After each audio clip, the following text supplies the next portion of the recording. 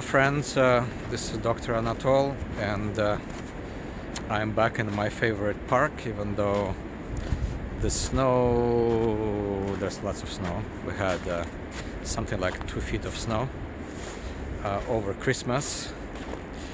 And what I want to talk about today is about yoga and tantra and different Hindu-based organizations. I bet Tibetans wouldn't be far behind, about abusive situations in those organizations, how many times people who come for spiritual learning get abused. This is not a new subject to me. If you know me long enough or check the videos on this channel, you'll see that I have plenty of videos about this. This segs that goes back to the issue between life coaching and spiritual teaching. Why I got inspiration to talk about this issue is someone shared with me a message that a lady, I think it was a lady by the style of the writing, a lady posted on Facebook about a very, very famous guru who has a ton of students, disciples and whatnot in the United States. Of course, he or she will be unnamed, because I don't talk about politics or things like that and name names.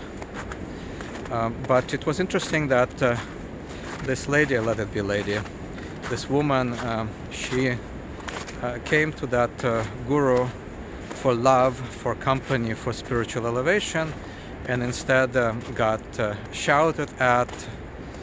I don't know if there was sexual abuse, but she certainly witnessed it with others, and she was encouraged to commit suicide as a way to deal with her ego. And I have studied cults, and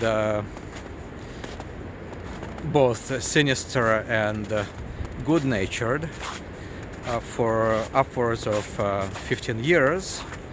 It was an important part of my own training. The training was not from people. I had to basically take a very good look at my own motivations. So I have a lot of understanding about the nature of cults. My understanding is very specifically not from a psychological point of view. So I'm not one of those people who are brainwashing people in reverse, deprogramming, etc. I absolutely do not want to make people back normal according to this crazy society, because I don't think that this society we're living in anywhere in the world is anywhere near normal. So becoming well adjusted in this society, while is a worthy goal, is definitely not something that I would, let's say my perspective would not be from this side of the game. So this lady, she was complaining about how she spent 20-30 years in that cult, witnessed abuse towards herself and towards others, and how she came there to seeking love and support and spirituality, and instead she did not get it. And there are many issues here to discuss. One is that I really believe that people should seek help from people according to their disease, their problem. So if you have a spiritual pain problem, spiritual teacher. If you have a life coaching problem, life coach. If you have a psychological emotional problem, particularly if you come from an abusive situation in your family, or God forbid if it was a seriously traumatic situation in your family or in your past. You should seek competent psychological emotional help through counseling, through psychotherapy, and possibly a medication. Obviously, none of these things are my expertise, and I am pretty good at telling the difference between people seeking spiritual help while under influence of other situations versus people seeking spiritual help when actually they have other issues they need to deal with first, or that's all they need. My diagnosis of this lady is that if she was looking for love, someone to attach to, someone to have family with, she would have been much better marrying someone and having, a real normal family with a normal husband or wife, and have normal situation with children, etc. But of course the issue is what is normal, and I do not know anything about her orientation, so maybe she was not a usual person in that way. Probably she wasn't, otherwise she probably would have looked for a different style of help.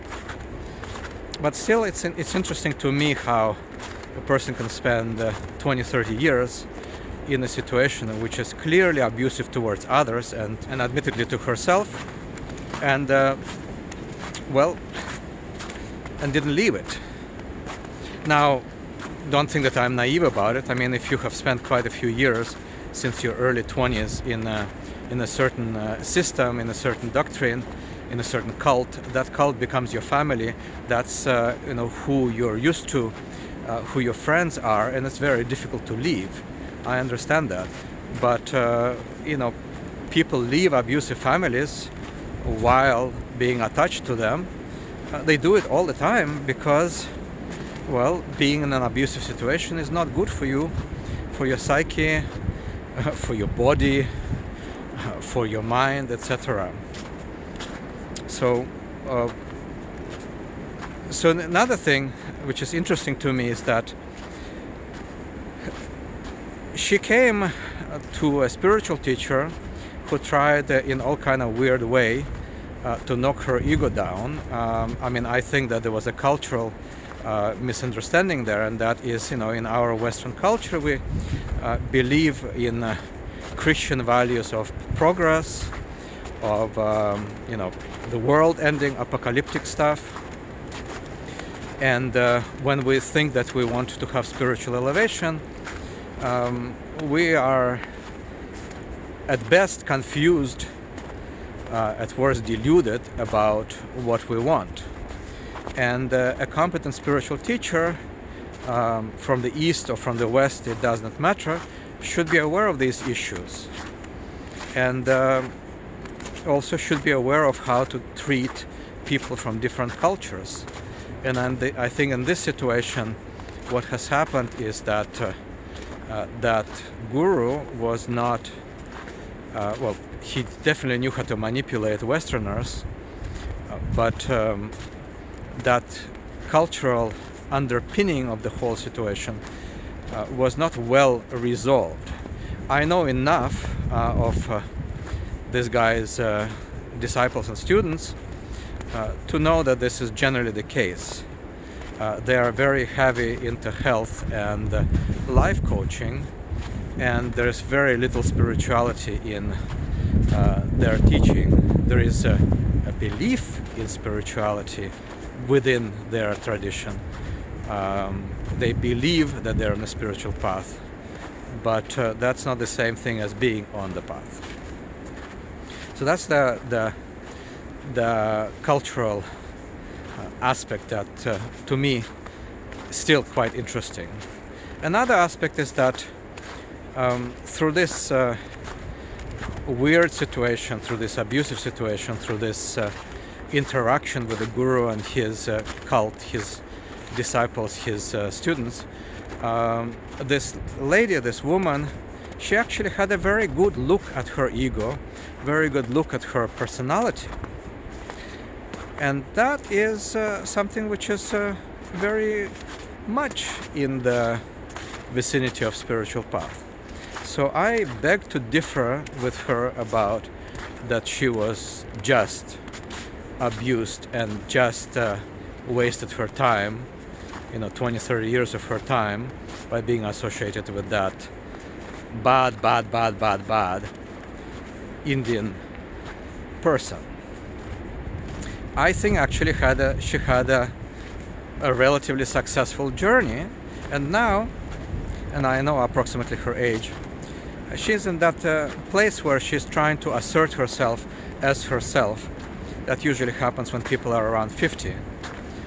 And I think that, if she's lucky in 10 years or so, she will, see the whole situation as beneficial to her, albeit not perfect in any way. And that is, I think, an influence from us Westerners, that we, anytime someone hurts us, we think that it is bad, necessarily bad. I don't think so. I think that sometimes people need to undergo open heart surgery. Any doctor knows that sometimes you have to hurt a person so that in the long run they don't die, or something like that. Sometimes, when they prick your finger, that's not pleasant, but there is a higher good in that. And I'm not talking about specifically about this guru. I'm talking about that, in a big thing, in a big scheme of things, on the level of the universe, on the level of God.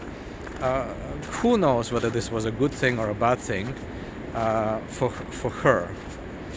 Particularly, this situation has happened, so she already have derived some wisdom and some pain from it, or some pain and some wisdom from it.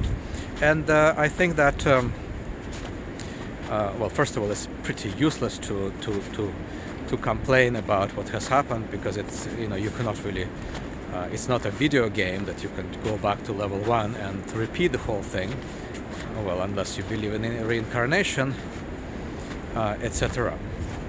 So I think that her pain, her desire to share her story of abuse is in some ways misguided and very much within this culture.